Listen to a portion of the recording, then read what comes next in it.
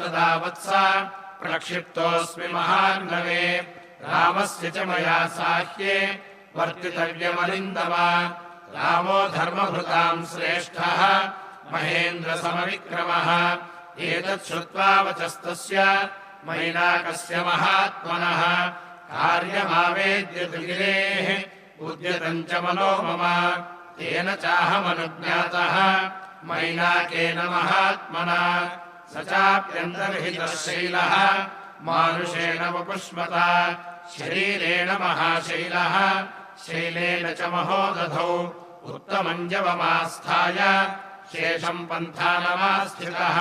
ततोऽहम् सुचिरम् कालम् वेगेनाभ्यगमम् पथि ततः पश्याम्यहम् देवीम् सुरसाम् नागमातरम् समुद्रमध्ये सा देवी वचनम् मामभाषत मम भक्षः प्रतिष्ठस्त्वम् अमरैर्हरिसत्तमा अतस्त्वाम् भक्षयिष्यामि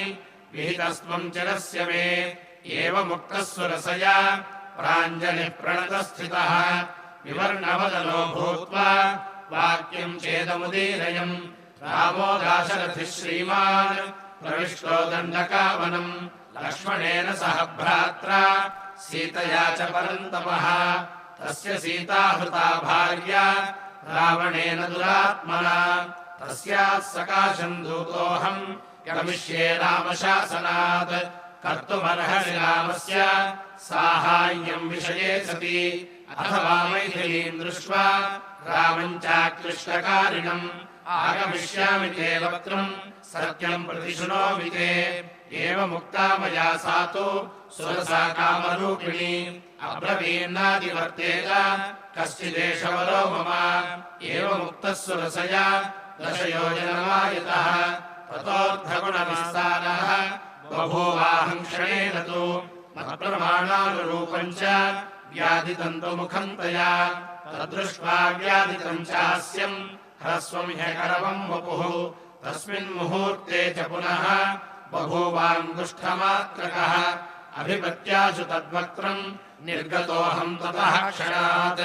अब्रवीत् सुरसा देवी स्वेन रूपेण माम् पुनः अर्धसिद्ध्यै हरिश्रेष्ठ गच्छ सौम्य यथा सुखम् समानय च वैदेही राघवेण महात्मना सुखी भव महाबाहो प्रीतास्मि तव वानरा ततोऽहम् साधु साध्वीति सर्वभूतैः प्रशंसितः ततोऽन्तरिक्षम् विपुलम् प्लुतोऽहम् गरुडो यथा छाया मे निगृहीता च न च पश्यामि किञ्चन सोऽहम् विगतवेगस्तु दिशो दिश विलोकयन् न किञ्चित् तत्र पश्यामि येन मे पहृता गतिः ततो मे बुद्धिरुत्पन्ना किन्नामगगने मम ईदृशो विघ्न उत्पन्नः रूपम् यत्र न दृश्यते अथो भागेन मे दृष्टिः शोचता पातिता मया ततो द्राक्षमहम् भीमाम् राक्षसीम् सलिलेशयाम् रहस्य च महानादम् उक्तोऽहम् भीमया तया अवस्थितसम्भ्रान्तम् इदम् वाक्यमशोभनम् वासिकन्ता महाकाय क्षुधिताया ममेप्सितः भक्षः प्रीणय मे देहम् चिरमाहारवर्जितम् बाढमित्येव ताम् वाणीम् प्रत्यगृह्णामहम् ततः आस्य प्रमाणादधिकम् तस्याः कायमपूरयम् तस्याश्चास्यम् महद्भीमम् वर्धते मम भक्षणे न च माम् साधु बुबुधे मम वानिकृतम् कृतम् ततोऽहम् विपुलम् रूपम् संक्षिप्य निमिषान्तरात् तस्या हृदयमादाय प्रपदामि नभस्थलम् सा विसृष्टभुजा भीमा पवादलवणाम्भसी मया पर्वतसङ्काश निकृष्टहृदया सती शृणोमि खगतानाम् च सिद्धानाम् चारणैः सह राक्षसी सिंहिका भीमा क्षिप्रम् हनूमता हता ताम् हत्वा पुनरेवाहम् कृत्यमात्यैकम् स्मरन् गत्वा चाहम् यामिनकमण्डितम् दक्षिणम् तीरमवधेः लङ्का यत्र च सा पुरी अस्मन् दिनकरे याते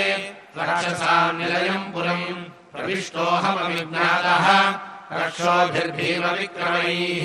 ततः प्रतिशतश्चापि कल्पान्तघनसन्निभा अट्टहासम् विमुञ्चन्ति नारी काप्युत्थिता पुरः जिघाम् सन्तीम् ततस्ताम् तु ज्वलदग्निशिरोरुहाम् सव्यमुष्टिप्रहारेण पराजित्यशुभैरवाम् प्रदोषकाले प्रविशम् भीतया हन्तयोदितः अहम् रङ्गापुरीवीर निर्जिता विक्रमेण ते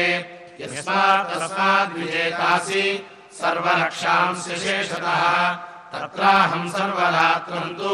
विचिन्वञ्जनकात्मयाम् रावणान्तः पुरगतः न चापश्यम् सुमध्यमाम् ततः सीतामपश्यंसु रावणस्य निवेशने शोकसागरमासाद्य न पारमुपलक्षये शोचता च मया दृष्टम् प्राकारेण समावृतम् काञ्चनेन विकृष्टेन गृहोपवनमुत्तमम् सप्राकारमवप्लुत्य पश्यामि बहुपादपम् अशोकवनिका मध्ये शिंशुपापादपो महान् तमादृशे पश्यामि काञ्चनम् कदलीवनम् अदूरे शिंशुपावृक्षात् पश्यामि वरवर्णिनीम् श्यामाम् कमलपत्राक्षीम् उपवासकृशाननाम् तदेकवासः संवीताम् रजोध्वस्तु शिरोरुहाम् शोकसन्तापदीनाङ्गीम् सीताम् भर्तृहिते स्थिताम् राक्षसीभिर्विरूपाभिः क्रूराभिरभिसंवृताम् मांसशोणितभक्षाभिः व्याघ्रीभिर्हरिणीमिव सा मया राक्षसी मध्ये तर्ज्यमाना मुहुर्मुहुः एकवेणीधरादीना भर्तृचिन्तापरायणा भूमिशय्या विवर्णाङ्गी पद्मिनीव हिमागमे रावणाग्निवृत्तार्थ मर्तव्यकृतनिश्चया कथञ्चिन्मृगशापाक्षी तूर्णमासादिता मया ताम् दृष्ट्वा तादृशीम् नारीम् रामपत्नीम् यशस्विनीम् तत्रैव शिंशुपावृक्ष्ये पश्यन्नहमवस्थितः ततो हलहला शब्दम् काञ्चीनूपुरमिश्रितम् शृणोम्यधिकगम्भीरम् रावणस्य निवेशने ततोऽहम् परमोद्विग्नः स्वम् रूपम् प्रतिसंहरन् अहम् तु शिंशुपावृक्षे पक्षीवगहने स्थितः ततो रावणदाराश्च रावणस्य महाबलः तन्देशम् समनुप्राप्ताः यत्र सीता भवत्स्थिता तद्दृष्ट्वाथ वरारोह सीता रक्षो महाबलम् सङ्कुच्योरुस्तनौ पीनौ बाहुभ्याम् परिरभ्य च वित्रस्ताम् परमोद्विग्नाम् वीक्षमाणाम् ततस्ततः प्राणम् किञ्चिदपश्यन्तीम् वेपमानाम् तपस्विनीम् तामुवाच दशग्रीवः सीताम् परमदुःखिताम् अवाक्षिराः प्रपतितः बहुमन्यस्व मामिति इति चेत्त्वम् तु दर्पान्वाम् नाभिनन्दसि गर्विते बहुमासावन्तरे सीते पास्यामिर्धनम् तव एतत् श्रुत्वा वचस्तस्य रावणस्य दुरात्मनः उवाच परमक्रुद्धः सीतावचनमुत्तमम् राक्षसाधमरामस्य भार्याममित तेजसः इक्ष्वाकुकुलनाथस्य स्नुषाम् दशरथस्य च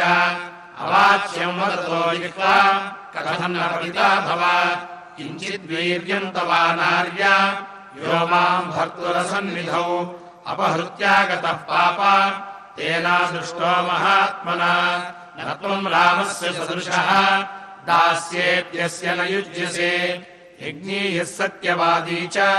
रणश्लाघी च रावणः जानक्या परुषम् वाक्यम् एवमुक्तो दशाननः जज्वालसा कोपात् चितास्थैव पावकः विपत्यनयने क्रूरे मुष्टिमुद्यम्य दक्षिणम् मैथिलीम् हन्तुमारब्धः स्त्रीभिर्हाहाकृतम् वदा स्त्रीणाम् मध्यात् समुत्पत्य तस्य भार्या दुरात्मनः वरामण्डोदरी नाम तया स प्रतिषेधितः उक्तश्च मधुराम् वाणीम् तया स मदनार्दितः सीतया तव किम् कार्यम् महेन्द्रसमविक्रम मया सह नमस्वाद्य मद्विशिष्टालजानकी देवगन्धर्वकन्याभिः यक्षकन्याभिरेव च सार्धम् प्रभो नमस्येह सीतया किम् करिष्यसि ततस्ताभिः समेताभिः नारीभिः स महाबलः प्रसाद्य सहसा नीतः भवनम् स्वम् निशाचरः याते तस्मिन् दशग्रीवे राक्षस्यो विकृताननाः सीताम् निर्भर्सयामासुः वाक्यैः क्रूरैः सुदारुणैः दृढवद्भाषितम् तासाम् गणयामास जानकी गर्जितम् च तदा तासाम् सीताम् प्राप्य निरर्थकम् वृथा गर्जितनिश्चेष्टाः राक्षस्यः पिशिताशनाः रावणाय शशंसुस्ताः सीताध्यवसितम् महत् ततस्ताः सहिताः सर्वाः विहताशा निरुद्यमाः परिक्षिप्य समन्तात्ताम् निद्रावशमुपागताः भर्तृहिते रता विलप्य करुणम् दीना प्रशुशोचसुदुःखिता तासाम् मध्यात् समुत्थाय त्रिजटावाक्यमब्रवीत् आत्मानम् खादलक्षिप्रम् न सीता विनशिष्यति जनकस्यात्मजा साध्वी स्नुषा दशरथस्य च स्वप्नो ह्यद्य मया दृष्टः दारुणो रोमहर्षणः रक्षसाम् च विनाशाय भर्तुरस्याजयाय च